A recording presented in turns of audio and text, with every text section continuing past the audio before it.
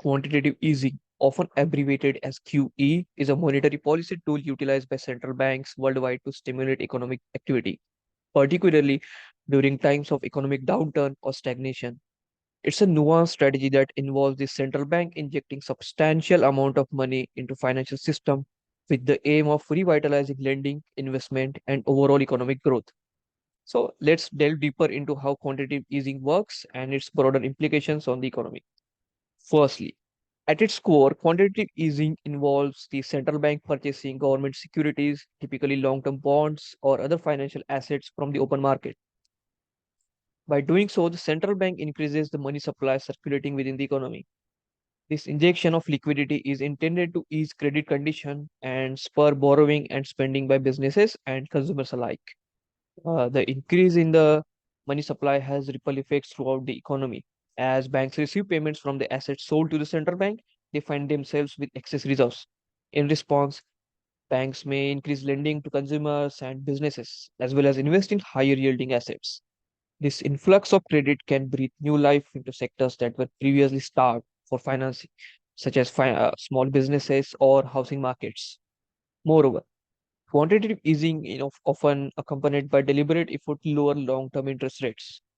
As the central bank purchases long-term securities, the demand for these assets increases, driving up their prices and pushing down their yields.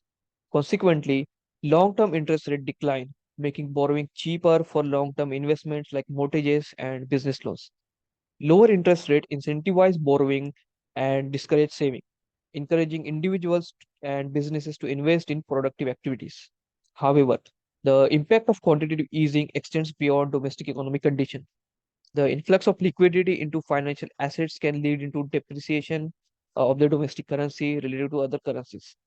This depreciation can make exports more competitive on the global market, thereby boosting economic activity and supporting the employment in export-oriented industries. On the flip side, a weaker currency may increase the cost of imported goods, potentially fueling inflationary pressure. Furthermore, quantitative easing often has significant implication for financial markets. The increased demand for financial assets such as stocks and bonds can drive up their prices, leading to asset price inflation. While this may benefit investors in the short term, it can also increase wealth inequality and create asset bubbles, posing risk to financial stability in the long run.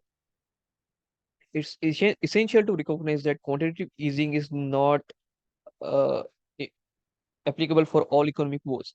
Central banks must carefully balance the benefit of stimulating economic activity against the potential risks such as inflationary pressures, asset bubbles, distortions in financial markets. Moreover, the effectiveness of quantitative easing can vary depending on the broader economic context and transmission mechanism through which monetary policy affects the real economy. In conclusion, quantitative easing is a powerful tool in the central bank's arsenal, deployed to combat economic stagnation and promote recovery. However, its implementation requires careful consideration of its potential effects on inflation, financial stability, and long-term economic sustainability. As with any monetary policy tool, the success of quantitative easing hinges on the central bank's ability to navigate the complex interplay of economic forces and adjust its strategy accordingly.